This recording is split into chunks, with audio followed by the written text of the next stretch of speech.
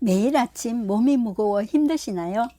제가 4년 동안 매일 아침 마시며 삶을 바꾼 이 한 잔을 소개합니다. 건강을 위해 채소를 챙겨 먹는다는 게 현실적으로 참 쉽지 않죠. 예전의 저 역시 만성 피로와 위 궤양으로 조금만 먹어도 속이 늘 더부룩하고 몸이 무거웠어요. 하지만 딱 이 네 가지 재료로 만든 이 스무디를 마시기 시작하면서 몸이 정말 달라졌어요.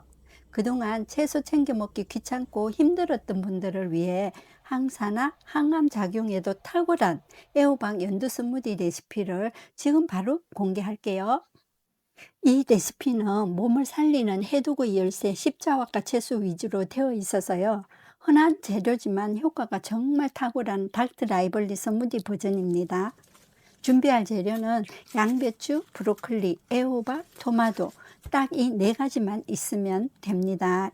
여기에 기호에 따라 레몬즙을 조금 넣어 주셔도 좋고요. 단맛이 필요하신 분들은 알룰로스나 꿀을 소량 추가하셔도 됩니다. 그리고 물 500cc만 준비해 주면 끝이에요. 그럼 지금부터 실제로 만들어 보겠습니다. 먼저 브로콜리부터 손질해 볼게요. 브로콜리는 꽃봉오리 사이사이에 이물질이 숨어 있는 경우가 많기 때문에 꼼꼼한 세척이 중요해요. 저는 이 볼에 물을 받고 브로콜리를 거꾸로 담가 놓을게요. 채소 세정제를 이렇게 뿌려서 5분 정도 담가 두면 됩니다. 이렇게 하면은 안쪽에 숨어 있는 이물질까지 제거하는 데 도움이 돼요. 브로콜리를 담가 두는 동안에 양배추를 손질하겠습니다. 양배추는 겉잎을 제거하고 흐르는 물에 가볍게 씻어 줄게요. 너무 오래 물에 담가 둘 필요는 없습니다. 애호박도 깨끗하게 씻은 뒤에 적당한 크기로 썰어 준비해 볼게요.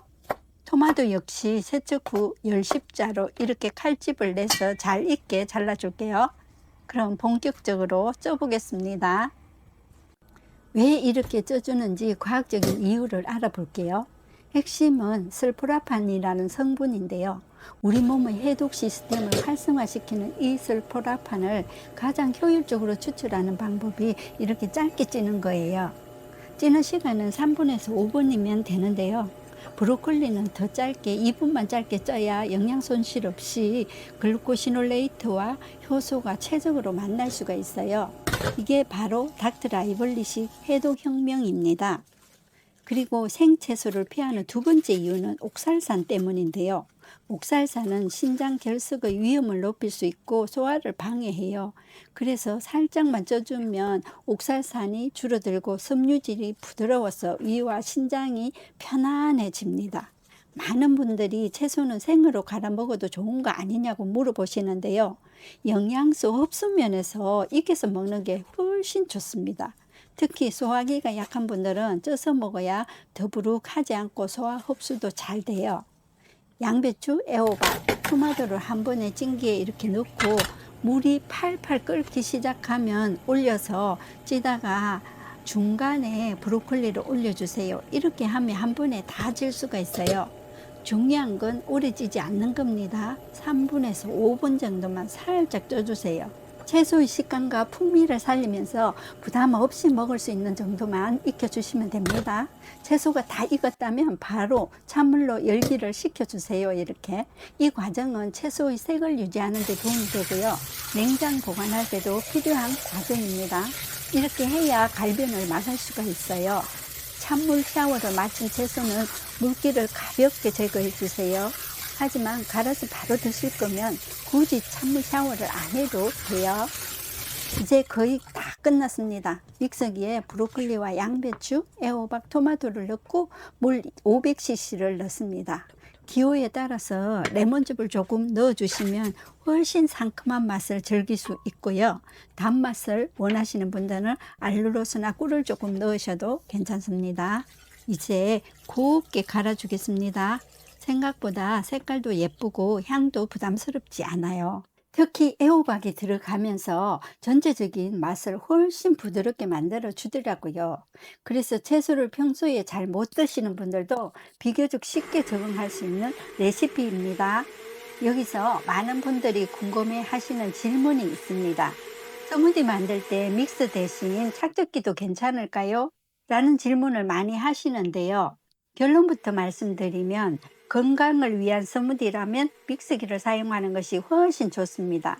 그 이유는 스무디의 가장 큰 장점인 믹스기는 껍질, 과육, 식이섬유까지 모두 함께 갈아주기 때문에 버려지는 영양소가 거의 없습니다. 반면에 착즙기는 젖만 추출하는 방식이라 식이섬유가 대부분 걸러져 버립니다. 식이섬유는 단순히 배변에만 도움이 되는 것이 아닙니다. 포만감을 오래 유지해 과식을 줄이는 데 도움이 되고요. 당이 천천히 흡수되도록 도와 혈당이 급격히 오르는 것을 완화하는 데도 큰 도움이 됩니다. 또한 장내 유익균의 모기가 돼 장 건강을 유지하는 데도 중요한 역할을 해주고요. 한 가지만 딱 기억하세요. 착즙은 영양의 일부를 마시는 것이고 스무디는 채소와 과일의 영양을 통째로 먹는 것입니다. 그래서 저는 건강을 위한 습관이라면 착즙기보다 믹스기로 만든 스무디를 더 추천드립니다. 저는 건강이 어느 날 갑자기 좋아지는 것은 아니라고 생각합니다. 하지만 좋은 습관은 분명 몸을 바꾼다고 믿습니다. 매일 마시는 커피 한 잔이 습관이 되듯이, 매일 먹는 간식이 습관이 되듯이 채소 한 잔도 습관이 되면 분명 몸은 달라질 수 있습니다. 예전의 저처럼 건강이 걱정되지만 뭐부터 시작해야 될지 모르겠다 하시는 분들 계시면 오늘 소개해드린 애호박 연두 스무디부터 한번 시작해 보면 좋겠습니다. 재료도 간단하고 만드는 방법도 어렵지 않아요.